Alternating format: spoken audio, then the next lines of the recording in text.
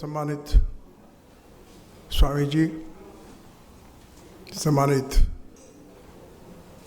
पश्चिमी बंगाल के सम्मानित अध्यक्ष घोष साहब, सम्मानित बहनों, सभी सम्मानित भाइयों, मेरा यह सौभाग्य है कि आपने ये अवसर दिया यहाँ आने का और कुछ अपनी भावना को प्रकट करने का। जब मैं यहाँ आया, प्रवेश किया यहाँ पर आकर के, बहुत लिटरेरी वातावरण था, साहित्यिक ज़्यादा था और मैं क्योंकि सामाजिक क्षेत्र से आता हूँ, राजनीति में काम किया, रिप्रेजेंटेशन भी उन लोगों का किया जो टोटल रूरल कॉन्स्टिट्यूंसी है, देहात का क्षेत्र है। बात करने की वही आदत हो गई, वही मेरा कम्युनिकेशन का माध्यम रहा। फिर घोष साहब यहाँ आए, उन्होंने कुछ वातावरण को बदला, मेरी भी हिम्मत बढ़ गई और मैंने सोचा कि हिंदुओं के बारे में बात हो रही, अगर हिंदुओं के बारे में बात हो रही तो हिंदी में कर लिया जाए तो अच्छा है। और मेरे ख्याल में आप में से भी काफ़ी लोग ऐसे होंगे जो हिंदी को नहीं समझ पाएंगे, उनसे मैं क्षमा चाहता हूँ और आशा करता हूँ जो पास पड़ोस में बैठे होंगे मेरी भाषा को समझ पाएंगे, वो कन्वे कर देंगे उनको। इसलिए मैं समय ज़्यादा नहीं लूँगा, क्योंकि बात वही होनी चाहिए जो सब तक पहुँच पाए। हिंदू एकता की बात और हिंदू एकता की बात सामयिक है, आज के लिए ज़रूरी है। भारतवर्ष में रह करके और जो स्थिति हमारे चारों तरफ सीमाओं पे हो रही है, बॉर्डर्स पे हो रही है, उसको परख करके अगर सबसे बड़ा चिंता का विषय है आज जो हमारा मूल देश है भारतवर्ष, आज सबसे बड़ी चिंता का विषय वहाँ पर रहने वाले हिंदुओं का ही है। हमारा देश है, हम ही सरकार में हैं, हम ही सरकार में थे और ईश्वर की कृपा रही सरकार में भी हम ही रहेंगे, लेकिन उस वातावरण को हम देख करके चिंता का विषय जरूर बनता है और उसको समझना चाहिए।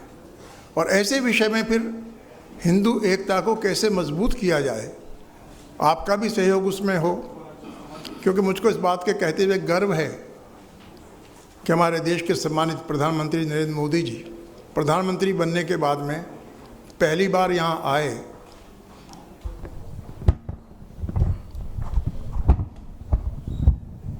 Thank you.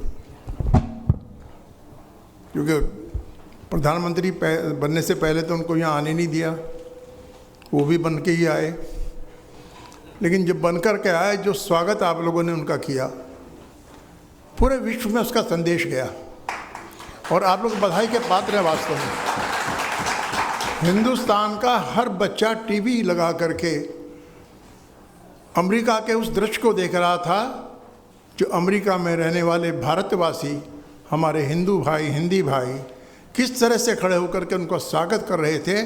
उनकी प्रतिष्ठा को चार चांद लगे और हमारे मन में गर्व की भावना पैदा हुई कि हिंदू जहाँ भी रहेगा अपने हिंदुत्व को कायम भी रखेगा और प्रदर्शन भी उसका करके दिखा देगा। हम दुनिया से कुछ अलग हैं, हम कुछ विशेष हैं और हमारा जब कोई आदमी आता है तो हमारी आत्मीयता झलक करके सामने आती है। उसके लिए भी मैं आपको हार्दिक बधाई देना चाहता हूँ जिन लोगों ने उस कार्यक्रम को देखा, बनाया। संक्षेप में मैं, क्योंकि 2 वर्ष से सरकार बनी है, हमारे नेता स्वामी जी तो बराबर यहाँ आते भी रहते हैं, शिक्षक भी रहे यहाँ पर आकर के, इनकी विद्वता का हम लोग वहाँ भी फ़ायदा उठाते रहते हैं। लेकिन एक साधारण सामाजिक और राजनीतिक कार्यकर्ता होने के नाते जो मैं देखता हूँ, हिंदुस्तान इतने लंबे समय तक गुलाम रहने के बाद में जो आया वही हमारा शासक बन के बैठ गया, जो आया वही हमारा शासक बन करके बैठ गया, तो मेरे जैसा आदमी भी सोचता आखिर है कि हमारी संस्कृति कितनी प्रभावशाली रही। तमाम संसार को हमने संदेश दिया, हमने ऐसे ग्रंथों की रचना की जिनका अध्ययन करने के लिए वो आज भी लालायित हैं। आखिर हमें कमी क्या थी ऐसी कि कोई आदमी ग्रीस से जाके चल रहा है, सफ़र कर रहा है इतना लंबा, जाके कब्जा कर लेता है। यहाँ पर भारतवर्ष में महमूद गजनी आते हैं, सोमनाथ का मंदिर ध्वस्त करते हैं। मथुरा में जाते हैं और मथुरा में जाकर के एक ऐसे मंदिर का जो 200 साल से जिसका निर्माण चल रहा था, और एक मुस्लिम लेखक के अनुसार एक पुस्तक में लिखा हुआ है कि अगर वो मंदिर ध्वस्त ना रहा होता तो शायद विश्व की सबसे नायाब चीज़ रही होती, उसको भी जाकर के ध्वस्त कर दिया। गौरी आए, हराते चले गए। नादिर शाह आए 1739 में, दिल्ली में ठहरे मेहमान बन करके, और जब मेहमान बन करके ठहरे उन्होंने देखा यहाँ तो सब बिखरा हुआ मामला है। रात में ही हुक्म दे दिया फौज को अपनी, दिल्ली में एक रात में 25,000 लोगों को मैसेकर किया, इन वन नाइट लूटा, जो भी कर सकते थे वो सब कुछ किया। लेकिन फिर भी इसके जुल्मों के बावजूद भी, चाहे बाबर आ गए हों और उनका शासन रहा हो, हिंदू आज सरवाइव कर गया। कोई ना कोई विशेष बात हिंदुत्व में और है, जिनके ऊपर बाकी इतने जुल्म हुए भी होंगे, कोई और उसको सरवाइव नहीं कर पाया। पूरे विश्व का आप इतिहास पढ़ करके देख लीजिए। ये मैं प्रणाम करता हूँ अपने संतों को, ये प्रणाम करता हूँ उन ऋषियों को जिन्होंने कुछ संस्कार ऐसे दिए थे कि जुल्म सहलोगे, लेकिन एक शक्ति ईश्वर ने आपको दी है, आपको कोई बर्बाद नहीं कर पाएगा। और आज हम एक छोटे से कार्यकर्ता के रूप में आपके बीच में खड़े हुए हैं। मैं 3 मिसाल आपके सामने देता हूँ। हिंदू क्या है?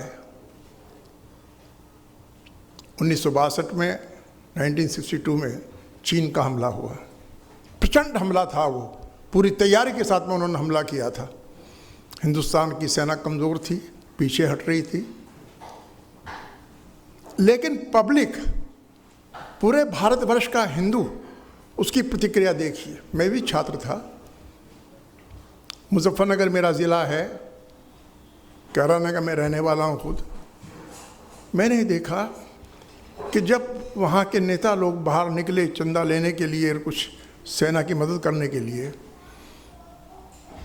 महिला बड़े बड़े घरों की शॉपिंग करने गई हुई हैं, 10,000 का पर्स में पैसा है, सेना पर हमला हो रहा है, 10 के 10,000 बजाय शॉपिंग करने के उठा करके चंदा दे दिया। अपने कानों के जेवर जो पहने हुई थी वो निकाल करके उसमें डाल दिए, गले में अगर कोई पहना हुआ था वो निकाल कर दे दिया। और ये कहानी केवल एक शहर की नहीं, ये कहानी हर गांव की है, ये कहानी हर प्रांत की है। और ये देख के लगा ये हिंदुत्व है। ये भी मिसाल कहीं मिलेगी नहीं। हिंदू के सामने जब चुनौती आई, कभी भी चुनौती आ, मुकाबला जिस बहादुरी के साथ में हिंदू कर पाया, शायद कोई ना कर पाए। और ये जनता की बात मैं कह रहा हूँ। ट्रेन जा रही थी, उसमें सैनिक जा रहे थे कश्मीर की तरफ, हमारा सारा जितना भी हमारी आबादी थी उमड़ करके पड़ गई, ट्रेन को रुकवाया, सैनिक बैठे हुए थे, भोजन ले लो, दूध ले लो। ये हिंदुत्व है। और यही निशानी मैं देखता हूँ, चाहे वो 1965 की बार हो। मैं खुद अपने शिक्षा पूरी करके आया, जैसे हर एक की इच्छा होती है, जुडिशल कंपटीशन में बैठा, सेलेक्ट हो गया, वेरिफिकेशन हो गया। 2 दिन के बाद मैं जाने वाला था, लेकिन रह रह के दिमाग में हमेशा ये आती थी कि मैं इलाहाबाद यूनिवर्सिटी का छात्र हूँ, यहाँ पढ़ रहा हूँ। आज मैं गर्व के साथ जा सकता हूँ, लेकिन जिन लोगों की वजह से मैं यहाँ बैठा हुआ हूँ, कितनी कुर्बानी उन्होंने की, सारा जीवन इस जेलों में गुजार दिया है या फांसी पर लटक गए। हम लोगों ने क्या किया। और जब पंडित नेहरू को मैंने सुना रेडियो के ऊपर, टीवी तो जब थे नहीं, कि आज नौजवानों की ज़रूरत सेना में है, आराम की नौकरी छोड़ कर का है, मैं आपके सामने हकीकत कह रहा हूँ कि तमाम रात मुझको नींद नहीं आई, मुझको अब क्या करना चाहिए। देश की आज़ादी प्राप्त करने के लिए तो हम नहीं थे उस वक्त संसार में, लेकिन आज देश की आज़ादी को ख़तरा है। क्या मैं मजिस्ट्रेट बनूं, जज बनूं, या जज छोड़ करके मैं सेना में चला जाऊं? किसी से बिना पूछे जाके फॉर्म भर दिया, सेलेक्ट हो गया, कमीशन ऑफिसर हो गया। और ये मेरा सौभाग्य था कि जैसे 65 की हमला हमारे ऊपर हुआ है, कमीशन मिलते ही पहला पोस्टिंग पुंछ और रजौरी वाले सेक्टर में हुआ, जो उस वक्त का हॉटेस्ट सेक्टर था। और आज धन्य मानता हूँ अपने आप को, कम से कम मुझको ये अवसर मिल गया था अपनी जान को जोखिम में डाल करके मैं लड़ाई के मैदान में रहूं। वो मेरा सौभाग्य है कि मैं आज बच कर के आया। मैंने बड़े बड़े क्षण देखे, बहुत नज़दीक से मैंने जीवन को देखा कि अगर 1 सेंटीमीटर भी थोड़ा सा इधर उधर हो जाता शायद मैं आज यहाँ बीच में ना होता। लेकिन ये हिंदुत्व की भावना मैं बता रहा हूँ आपको, और यही मुझे गर्व है हिंदू होने पर कि चुनौती आए हमने स्वीकार की, लेकिन कुछ पाबंदियाँ हैं। और मुझे क्षमा करेंगे स्वामी जी, क्योंकि हमारे नेता हैं, मैं इनके सामने भी रखना चाहता हूँ, आपके सामने भी रखना चाहता हूँ। आवश्यकता अगर हिंदू एकता की है तो हमें थोड़ा गहराई में जाना पड़ेगा। इमोशनल और सेंटिमेंटल होकर के तो हम कभी कभी खड़े हो सकते हैं, हमेशा इमोशनल नहीं रहेंगे। आज हमारा एक बहुत बड़ा वर्ग, उसमें भी वो भाव नहीं आ पाया जो आना चाहिए था, और कहीं ना कहीं हम लोगों की गलती उसमें रही है। उस गलती का सुधार कर रहे हैं, हमारे नेता कर रहे हैं, हमारे प्रधानमंत्री जी कर रहे हैं, और गति आने की आवश्यकता है। क्योंकि कुछ स्वार्थी लोगों ने एक अलग तबका बनाने के लिए, अपनी फॉलोइंग को बढ़ाने के लिए ऐसे ऐसे स्लोगन्स दे दिए ताकि वो कहीं अपने आप को हिंदू ना समझ लें, हिंदू शक्ति ना बढ़ जाए। एक शब्द निकला स्वामी जी, दलित, कहीं है किसी शास्त्र में दलित निकला है, लिखा है कहीं?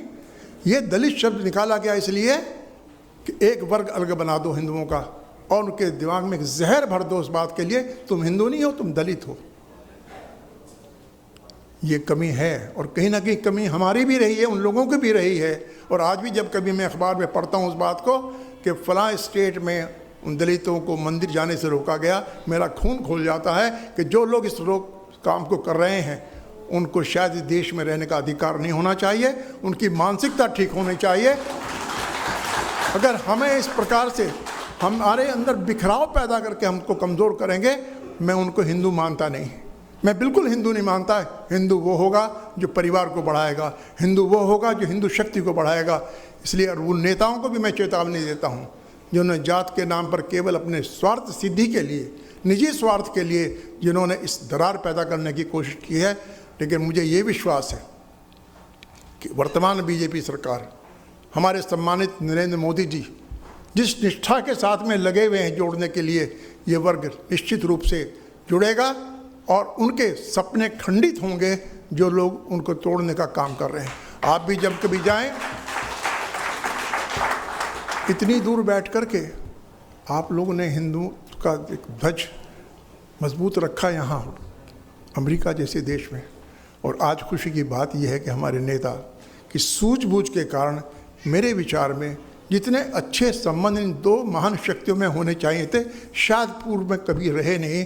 और आज हम लगता है कि संबंध जिससे अच्छे होने चाहिए थे, पहली बार इतने अच्छे संबंध हुए, और हम उन चुनौतियों का मुकाबला कर सकते हैं जो चुनौती आज आपके सामने भी खड़ी है, इस देश के सामने भी खड़ी है और भारत के सामने भी खड़ी हुई है। चुनौती भी मामूल नहीं, क्योंकि जिस तरह से जहर भरा गया उन लोगों और भरा जा रहा है दिमाग में, वो अपनी इंसानियत खो देते, वो आदमी रहते ही नहीं।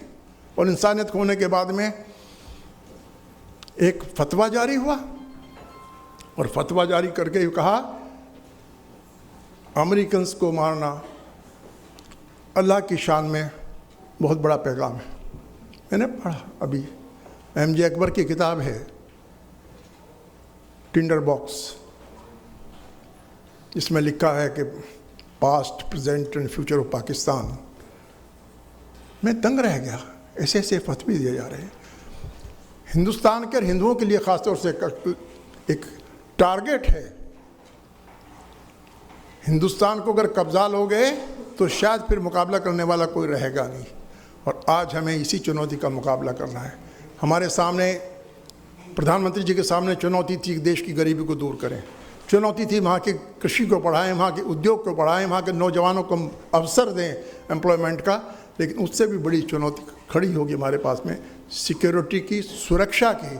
और हम मुंह तोड़ करके जवाब अब देना चाहते हैं। अब हम दब के जवाब देना नहीं चाहते। वो गया, वो ज़माना गया, अब बहुत देख लिया वो। और उस ज़माने में जो विचार रखे गए थे नारे लगाते थे हिंदू मुस्लिम भाई भाई भाई भाई। अगर ऐसे भाई मिल जाएंगे तो दुश्मन की ज़रूरत क्या है। मैं बराबर इस बात को कहता रहा, भाई तो कहो, लेकिन भाई जैसा व्यवहार करने के लिए उनको तैयार तो करो। उस चुनौती का मुकाबला मुझे ये संतोष कम से मन में है कि ऐसा मजबूत नेतृत्व भारतवर्ष को मिल गया, आज सबकी आंखों में कर रहा है, सबकी आंखों में कर रहा है। और जिस तरह से महान शक्ति के रूप में भारतवर्ष आज उभर करके आ रहा है सामने, और अमेरिका जैसे सच्चे लोकतांत्रिक देश का साथ हो, सहयोग हो, आपस में विश्वास हो, तो निश्चित रूप से हम उन शक्तियों को परास्त करने में सफल होंगे जो हमारे पूरे विश्व के लिए खतरा बनी हुई हैं। मैं आपका अभिनंदन करता हूं जो मुझे अवसर दिया। ज़्यादा समय मैं आपका लेना नहीं चाहता क्योंकि हम स्वामी जी को सुनने आए हैं। बहुत बहुत आपका धन्यवाद, बहुत धन्यवाद।